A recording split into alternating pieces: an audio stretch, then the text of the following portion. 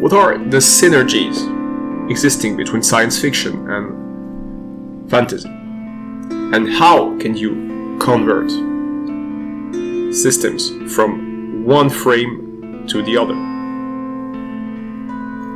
Species from fantasy and science fiction are seldomly different. Monsters and aliens don't display much differences, not between each other, but the two concepts are treated in a very similar manner. They are often aggressive, often hideous, or at least inappropriately cartoon. Some of them are often only hybrids or chimeras. It's not an issue in itself, but the appearance is only half of the species. And in the behavior, the creatures, whether they are monsters for fantasy or aliens for science fiction, aren't really different in terms of general behavior. The way they behave, if they are feral, if they are offensive, if they grow in the wilds, is often treated in a similar manner. They attack human or intelligent species. The diversity of these creatures should be restudied. Their aesthetics, their hybrid appearance should be reviewed, whether it is for science fiction or fantasy. In terms of behavior, their ability to think, their sentience and their sapience parameters should be reviewed as well. What's their offensiveness? How is it motivated? Can they create tools? Can they use tools? Do they organize themselves? How do they survive? How do they sleep? How do they ensure their sustenance, their safety, their reproduction cycle?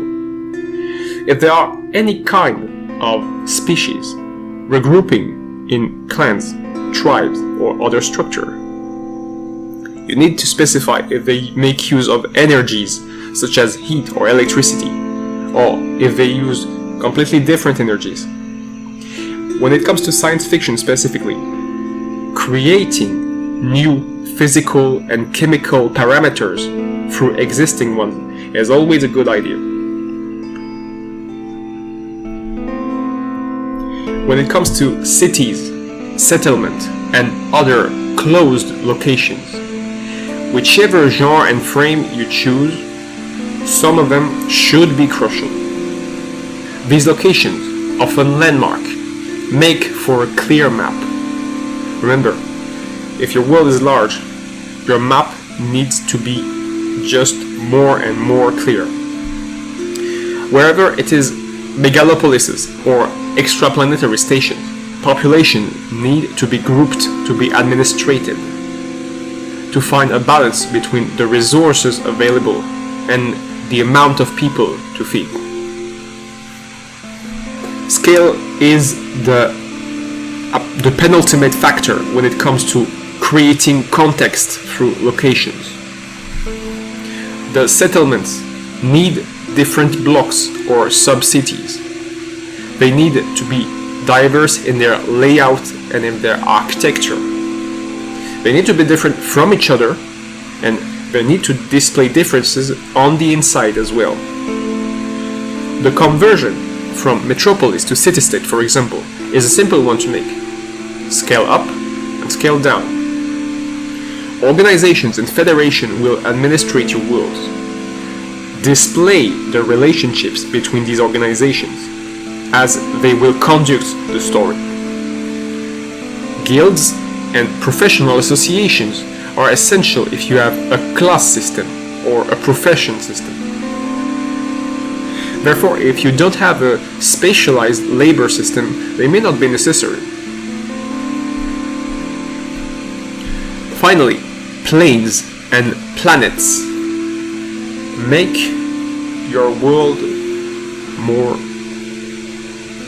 global.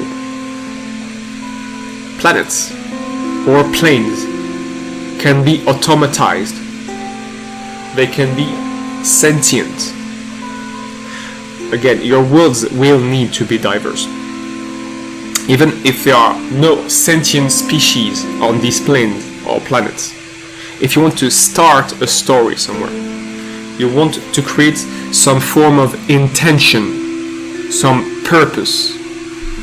If you choose to make sentient planets or planes, you will display an ever-growing level of diversity as you'll try to create characters that are not humans or humanoid and should think in a seldomly different manner.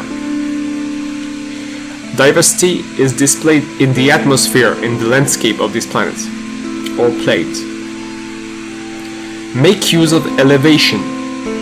Display traces of ancient civilization or traces of actual civilization, or no traces of civilization at all, depending on the context.